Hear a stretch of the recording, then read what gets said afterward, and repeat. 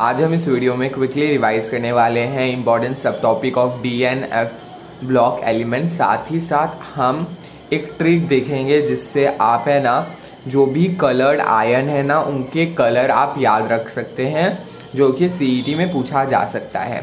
साथ ही साथ इस चैप्टर का मोस्ट इम्पॉर्टेंट पार्ट जो सब लोग छोड़ जाते हैं वो है मैंगनेट, पर मैंगनेट, क्रोमेट, डाइक्रोमेट का पार्ट। इसमें जो प्रिपरेशन है उसके इक्वेशन ही देके बच्चे डर जाते हैं, तो क्या इक्वेशन इम्पॉर्टेंट है? अगर नहीं तो इस पार्ट में कौन सा पार्ट इम्पॉर्टेंट है उस पर भी हम डिस्कशन करेंगे। तो वीडियो शुरू कर। कलर आयन इस सेक्शन से दो तरीके से क्वेश्चन पूछ सकते हैं। पहला, वो दे देंगे आपको कुछ आयन और इसमें से पूछेंगे कौन सा आयन कलर कंपाउंड फॉर्म नहीं करता है। तो आपको पता रहना चाहिए कि इस फैक्टर के वजह से एक आयन कलर कंपाउंड फॉर्म करता है। वो रहता है उस आयन के अंदर अगर d ऑर्बिटल में एक भी अनपेयर्ड इलेक्ट्रॉन प्रेजेंट है तभी वो कलर्ड कंपाउंड फॉर्म करेगा। तो आपको जितने भी आयन दिए गए रहेंगे उसका आपको इलेक्ट्रॉनिक कॉन्फ़िगरेशन बनाना होगा और आपको देखना होगा कि इसके d ऑर्बिटल में क्या इलेक्ट्रॉन, अनपेयर्ड इलेक्ट्रॉन प्रेजेंट है कि नहीं। अगर प्रेजेंट नहीं है तो वो कलर्ड कंपाउंड फॉर्म नहीं करेगा। और दूसरा टाइप का क्वेश्चन जो पूछा जा सकता है वो पूछा जा सकता है आयन का कलर। तो कुछ इंपॉर्टेंट आयन है जिसका कलर CET एग्जामिनेशन में पूछा जा सकता है, वो अभी मैं डिस्कस करूंगा। साथ में आपको कैसे याद रखना है उसका एक छोटा सा मेथड बताऊंगा। पहले तीन आयन हैं, क्रोमियम आयन, फेरस आयन और क्यूप्रिक आयन। तो इसे आपको कैसे याद रखना है? क्रोमियम और फेरस आयन होते हैं ग्रीन कलर के, वहीं क्यूप्रिक होता है ब्लू कलर का। तो आपको याद रखना है ग्रीन करेला फंसा ब्लू कप में, ग्रीन करेला फंसा ब्लू कप में, green chromium, ferrous, blue cupric. Green करेला फंसा ब्लू कप में, ग्रीन करेला से क्रोमियम, फंसा से फेरस, ब्लू कप से क्यूप्रिक आयन। दूसरा है मैंगनीज आयन जो कि होता है पिंक कलर का। तो आपको कैसे याद कर लेना है? पिंकी मान मेरी बात, पिंकी मान मेरी बात, Mn+2 कलर पिंक। इसके बाद आपको याद करना है, हमने फेरस का कलर देखा, फेरस का कलर होता है ग्रीन। और फेरिक, फेरिक का आपको कलर याद कर लेना है, फेरिक का कलर होता है येलो।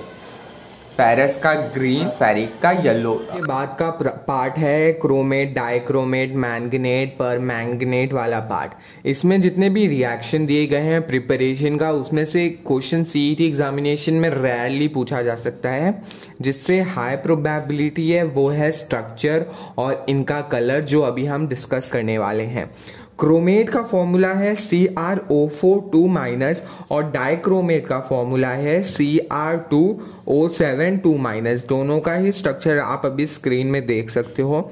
क्रोमेट का स्ट्रक्चर होता है टेट्राहेड्रल, वहीं डाइक्रोमेट में क्या होता है, दो क्रोमेट आयन अटैच हो जाते हैं जहां पर दोनों ही क्रोमेट का टेट्राहेड्रल का एक साइड शेयर करते हैं। दोनों मॉलिक्यूल का एक टेट्राहेड्रल साइड शेयरिंग होता है।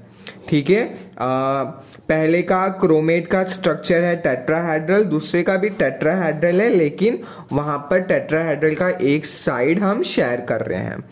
क्रोमेट और डाइक्रोमेट का कलर आपको याद रखना है, बहुत इंपॉर्टेंट है। क्रोमेट का कलर होता है येलो और डाइक्रोमेट का कलर होता है रेड। इसके बाद हमें मैंगनेट और पर मैंगनेट का पार्ट देखना है। मैंगनेट का फॉर्मूला होता है MnO4 2- और पर मैंगनेट का फॉर्मूला होता है Mn4-। सिर्फ ऑक्सीजन पे एक माइनस का चार्ज होता है। अभी आप स्ट्रक्चर देख सकते हो, मैंगनेट के स्ट्रक्चर में 2 ऑक्सीजन पे माइनस का साइन है, पर मैंगनेट में 1। अभी इसमें क्वेश्चन क्या पूछ सकता है? अभी आपको ऑक्सीडेशन नंबर देखो, मैंगनेट में है ना Mn का ऑक्सीडेशन नंबर है +6, वहीं पर मैंगनेट आयन में ऑक्सीडेशन स्टेट Mn का है +7। तो इससे आपसे क्वेश्चन पूछा जा सकता है। उसके बाद आपसे इनके कलर पर क्वेश्चन पूछा जा सकता है। मैंगनेट का कलर है ग्रीन, वहीं पर मैंगनेट का कलर है deep purple black, deep purple या ब्लैकिश। तो आपको याद रखना है मैंगनेट का कलर ग्रीन और पर मैंगनेट का कलर डीप पर्पल या ब्लैकिश। दोनों ही मॉलिक्यूल का जो ज्योमेट्री है वो है टेट्राहेड्रल। हमने पी ब्लॉक में भी मॉलिक्यूल देखा था जिसका ज्योमेट्री टेट्राहेड्रल था, वो था अमोनिया और फॉस्फोरस ट्राइक्लोराइड। और यहाँ पर हमने कौन कौन सा देखा, हमने देखा क्रोमेट आयन और मैंगनेट आयन और पर मैंगनेट आयन। आगे देखते हैं अभी हम। आफ्टर कलर वाला part the second most important part है वो है कैटालिटिक प्रॉपर्टी। डी ब्लॉक के एलिमेंट को हम एज ए कैटलिस्ट यूज करते हैं बहुत जगह। तो इसका है ना क्यों यूज करते हैं वो दिया गया है, आप वो नहीं करोगे तो भी चलेगा, टेक्स्ट बुक में उसके नीचे एग्जाम्पल दिया गया है। तो आपके पूरे केमिस्ट्री में जितना जहां पर भी हम लोग डी ब्लॉक के एलिमेंट को एज ए कैटलिस्ट यूज करते हैं उसमें से कुछ कुछ पार्ट आपके इस सेक्शन के एग्जाम्पल में दिया गया है। जिगलर नाटा कैटलिस्ट हम कहाँ यूज करते हैं, हाई डेंसिटी पॉलीमर बनाने के लिए, वो दिया गया है जो कि पॉलीमर चैप्टर का है। तो यहाँ पर अगर आप ये पार्ट कर लोगे ना, एक्चुअल में आप कुछ कैटलिस्ट जो इंपॉर्टेंट है जो अलग अलग चैप्टर में मालूम नहीं कहाँ पर दिया है उसे आप एक जगह आपको मिल जाएगा, आपको वहां से कर लेना है और इससे एग्जामिनेशन में पूछा जाएगा। उसके बाद जो नेक्स्ट टॉपिक है वो है मैग्नेटिक मूवमेंट से रिलेटेड। मैग्नेटिक मूवमेंट में आपको फाइंड करने को बोल सकता है इफेक्टिव मैग्नेटिक मूवमेंट, जिसका फॉर्मूला है mu effective is equal to √n into n+2। बहुत बच्चे ये फॉर्मूला ही मालूम क्यों याद नहीं कर सकते, वो लिखते हैं n इंटू n+1। n+1 नहीं है, n+2 है, जहां पर n होता है number of unpaired electron in D orbital.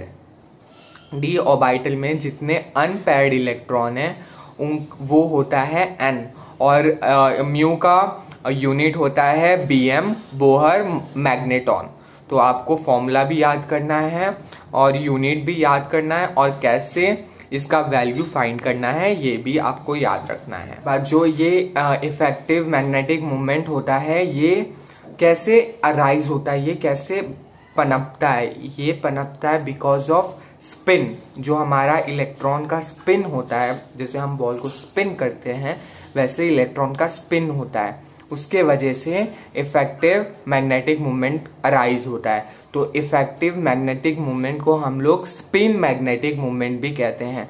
Confuse मत होना, एग्जाम में अगर सीईटी में स्पिन मैग्नेटिक मूवमेंट या इफेक्टिव मैग्नेटिक मूवमेंट पूछा तो दोनों के लिए आपको यही फॉर्मूला यूज करना है √n इंटू n+2। ये एग्जाम्पल सॉल्व करना है और जो आंसर आएगा उसे नीचे डिस्क्रिप्शन में लिखना है। Calculate the spin-only magnetic moment of M2+ ion whose electronic configuration or electronic number is 26. Z is equal to 26.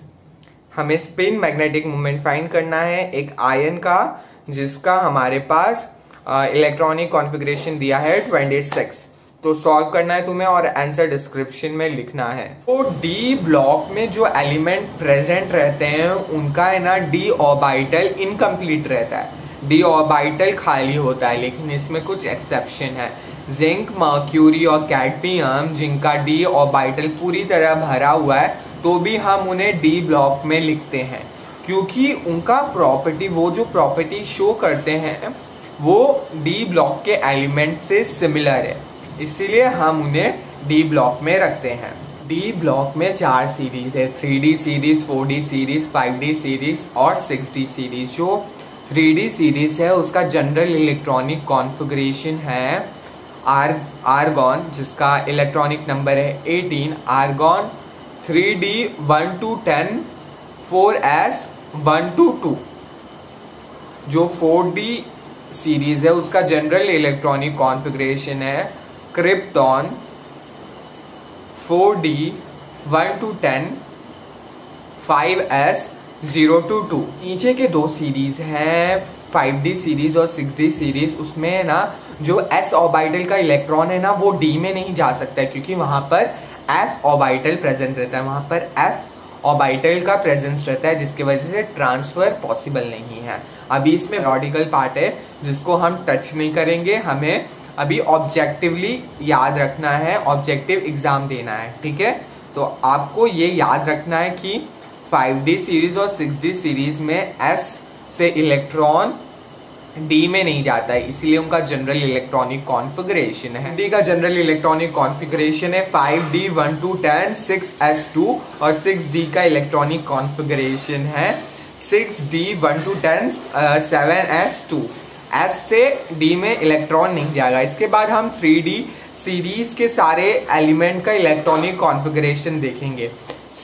3D में कौन कौन से एलिमेंट प्रेजेंट रहते हैं, आपको कैसे याद करना है, मैंने कैसे याद रखा है एक्चुअली। सुन तेरी वाली कार में फिर कोई नहीं कलकत्ता जाएगा।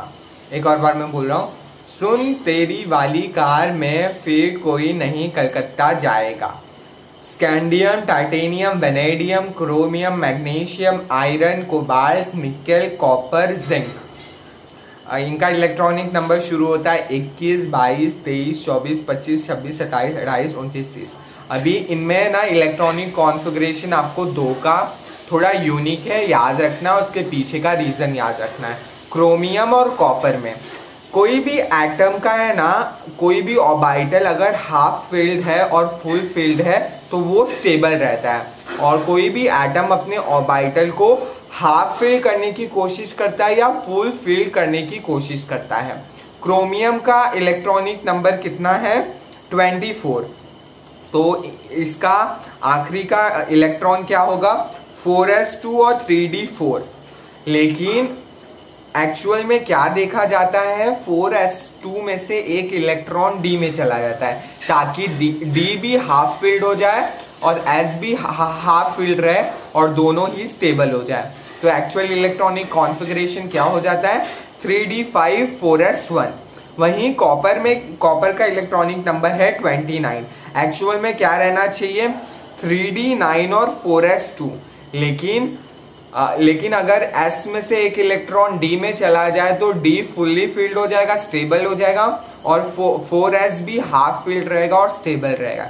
तो ये जो दो इलेक्ट्रॉनिक कॉन्फ़िगरेशन है ये आपको याद रखना है, क्रोमियम का और कॉपर का।